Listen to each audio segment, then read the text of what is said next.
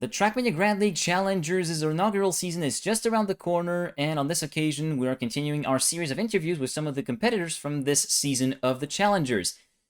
Last time around, I interviewed Exotica, one of two players to come from the across the Atlantic to represent North America. This time, I'm interviewing the second representative of the United States and North America to compete in the Challengers. He's participated in Open Grand League Winter 2021 this year. He's also tried to qualify himself for the Trackmania World Cup. He also participated in the ZRT alongside Exotica and Snowman, and he's more recently taken part in the North American Open, where he finished the runner-up to Carl Jr. That man is none other than Phegley. Hello, Phegley. Thank you very much for accepting the invitation and allowing me to take a few minutes of your time to ask a couple of questions. And I guess the first one is, how are you doing, and how is life going in general? Hi, I'm doing great. Thanks for having me. Life is good. I'm in the middle of a school semester right now, so I'm just, balancing schoolwork and, gaming, Trackmania, other games too. Yeah, you're pulling a bit of a double duty there. Yeah, I've been there Yeah. before. I've been there before. So, let's be honest. The reveal of your name in the list of entrants for this season was stirred quite a bit of surprise for most of the community, and most of the community don't really. Some of the community may not really know you that much. Really sorry, I'm kind of messing my words there, but you get the point. You're not really that well known for the community at large, so. Why don't you introduce yourself? How long have you been playing the game, and what was your starting point in the competition side of Trackmania? Yeah, I am kind of new to the competitive scene. The first time I ever played Trackmania was Nations Forever, probably 2014. All right. Um, I would just go in this one server, and all that was in the server was NASCAR. So Oh, NASCAR pretty much teaches you nothing about, yeah. You hung around the recommended server tab. Is that what you're saying? yeah, I guess something like that. But 20 late 2019, 2020, I saw Spam's endurance race, and I tried doing that. That was probably my first competition. And then the new game's coming out, so I thought, why don't I give OGL a try? All right. So yeah, that was a pretty pretty recent starting, should I say, to competition. And yeah, you mentioned spam's endurance race, and yeah, that was also one of my starting points as well, personally, for like competitions and stuff like that. It was even before that. It was FB's weekly for me personally, when Frostbühle was around and actually hosting endurance races for the community. But yeah, that's a pretty good starting point. So yeah, and also during 2020, you've participated in TMFL, the Trackmania Formula League, if I'm correct. Inaugural season, you did Div 4, and you finished around the top 5 or something like that. Yeah, I played every TMFL season. They're really fun, and I get to practice like tech skills pretty much, which is one of my weak points. So it's a really fun competition. Yeah, that's I've had the chance to cast a race of that, and it was really one of the best races that I've witnessed, honestly. Now, looking back at your 2021 year so far, so you participated in Open Grand League Winter, and you finished the season in 27th, a couple of places shy from making it into the OGL final, but still a massive improvement compared to what you've done in the fall 2020 season. Then a couple of months later, you took part in the Open Qualifier at the end of May, and you managed to make it through the round of 128, and eventually the adventure stopped in round 2 when you encountered Ener and Panda. I done the research. I actually looked a little bit into the tournament tree, and yes, indeed, it was Panda and Ener that you were facing, and not really much you can do, I guess, that can be said. And then after the World Cup passed, there was the ZRT Trackmania Cup, which you took part in alongside your fellow countryman Exotica, as well as Snowman, as part of Team Red, White, and Boost, where you guys went all the way to round 4. Not really that much, that far away from actually reaching round 5 and closing day 1 entirely. hmm Then I'm assuming you took a bit of a break during the summer, and then on September 4th and 5th, you took part in the North American Open, where you managed to finish in second place, runner up to only Carl Jr. I say only Carl Jr., but as I say with Exotica, when you see the CJR tag, it's pretty much over. But I wanted to ask you, how do you reflect? How would you evaluate yourself in those first 8 months of 2021 performance wise? And how do you feel generally playing the game? How has it been coming up to grips with the mechanics of the game and also some of the newer surfaces that we've had, such as plastic and water, that have been introduced in June?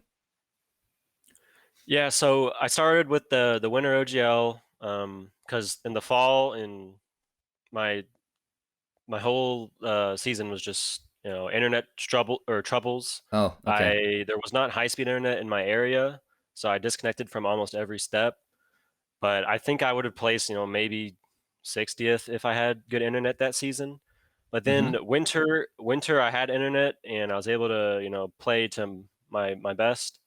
Um, 27th I was happy with that. I think I got you know couple mistakes, lost some points in two steps, I think. But overall, I was happy with that place. Um, for the Zerator Cup, we just got a USA team together.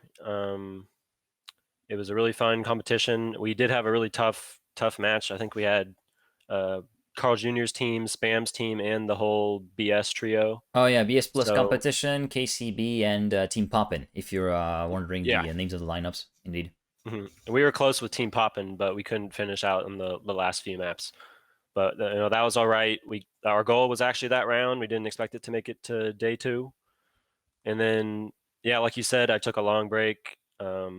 The American Open came up. I was really motivated to train for that, and I was really happy. I didn't expect to get second. That's the first time I've ever beaten Exotica in a competition, and I even beat Carl Jr. in a few rounds, even though he was not fully trained. So yeah, I was pretty happy. Yeah, pretty happy overall with your with your year so far. So yeah, that's a pretty good perspective. Also, it's good that you know that you tell the circumstances of ZRT, because I haven't really been following that much ZRT. Like after the World Cup, I took a big break. Basically, that's what happened. So I was a bit distanced from the game. Like I would follow ZRT, like the finals and stuff like that, but I didn't follow like the early stages. So it's good that you actually bring up that.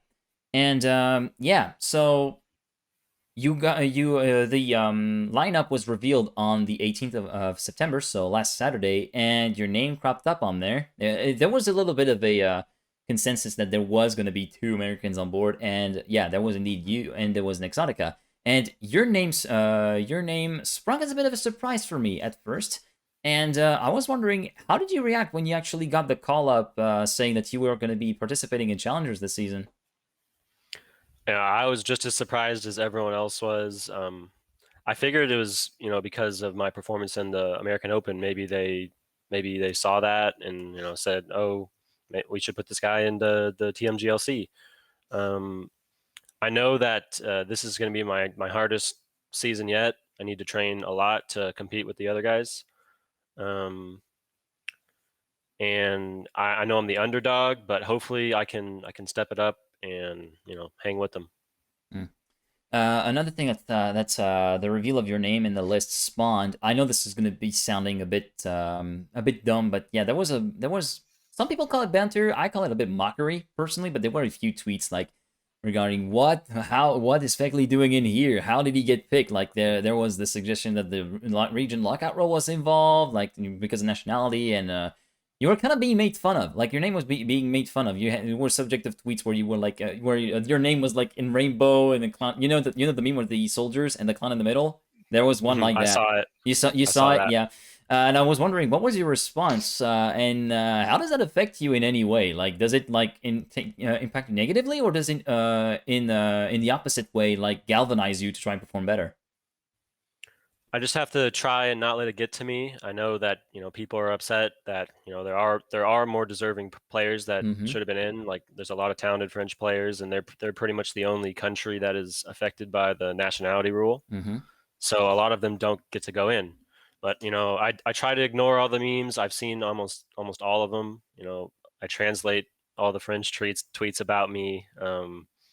Hopefully I can maybe prove them wrong and keep my spot in the league for next season. Yeah, that's a fair goal. Although sometimes I speak from experience, trying to tune out all the memes and all the trash talk, all the back talk that happens on your side, on your name. Tends to get difficult, and sometimes you can't really ignore. But yeah, I hope you're actually not affected too much by that. So you and Exotica are the only two people to represent North America. You're the only two to come from across the Atlantic and represent a continent other than Europe. And I was kind of wondering. I asked the same question to him, but I'm gonna ask you to. I'm gonna ask it to you. What is your perspective on the state of the NA scene at the moment in terms of competitions, like in terms of player base, for instance, like how do you see it growing? For instance, how has the growth been over the other side of the pond? And do you feel like there's any potential improvement coming in the future? The NA scene is definitely, improving.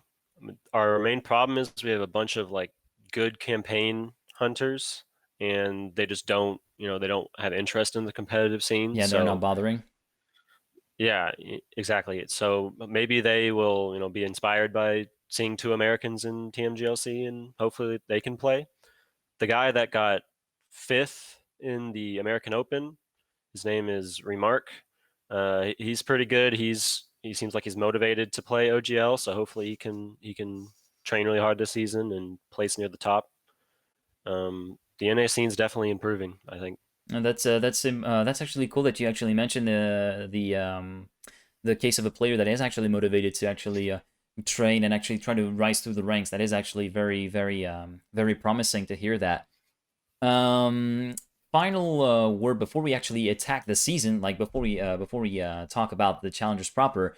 You've seen the tweet from Trackmania with the rework of the acceleration penalty coming on October 1st. You've seen the tweets from Darek with the videos showing the current calculation versus the new calculation that's going to be put in. And in your what's your opinion about it? I know that there's going to be some radical opinions. I personally myself, I'm a bit of a radical one. I would have wished that this acceleration penalty wasn't there to begin with, but I can see like where Nadeo are coming from with it, with the fact that they're trying to enforce like wall bang penalties, whereas you can put it in the rule book, for instance, but can't have it enforced in TM2, where wall bangs don't really have that penalizing factor. But having having played with the XL penalty for over a year now, how are you actually welcoming the news that the rework is actually going to come on October 1st?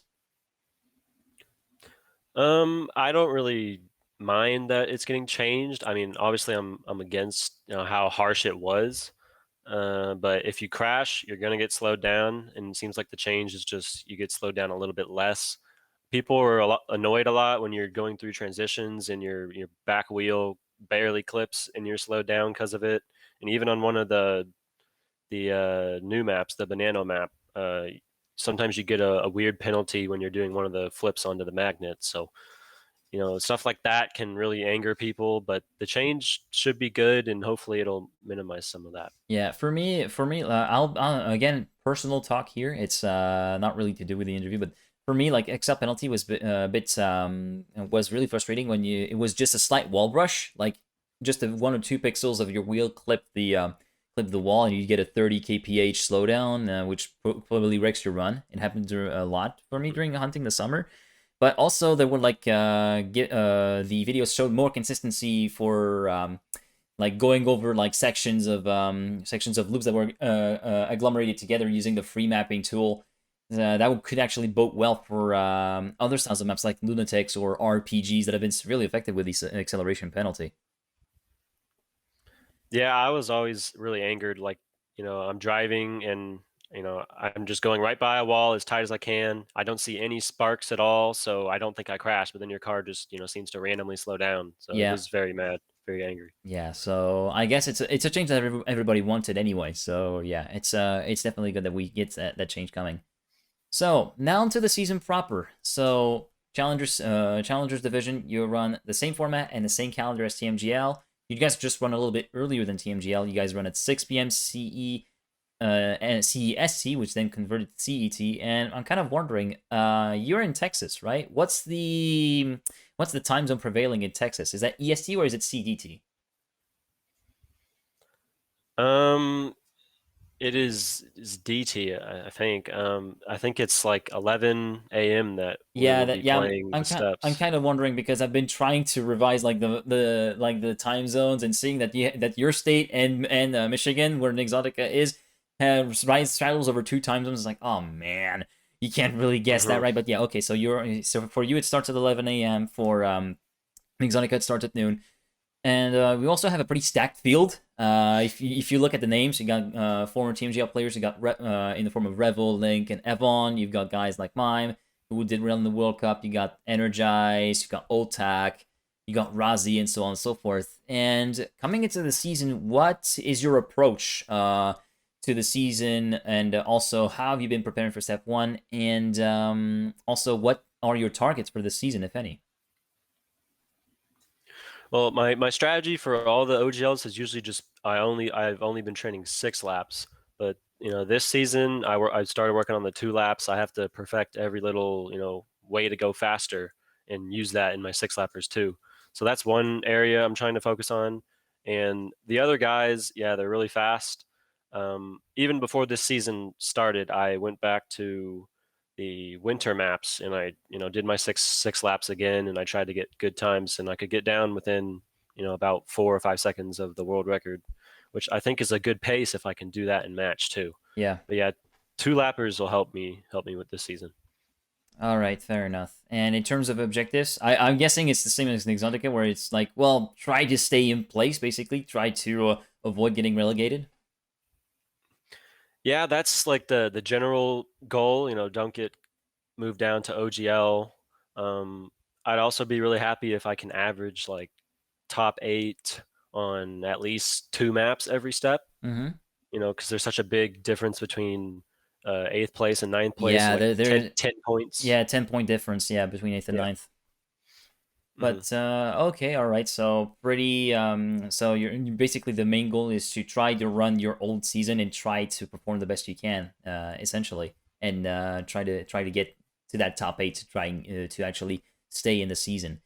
So last Sunday we had the new maps that were actually released. The maps for Step 1. There was a few modifications that were made to a couple of maps, namely Eurosky and also Varolistics, the map from Banano.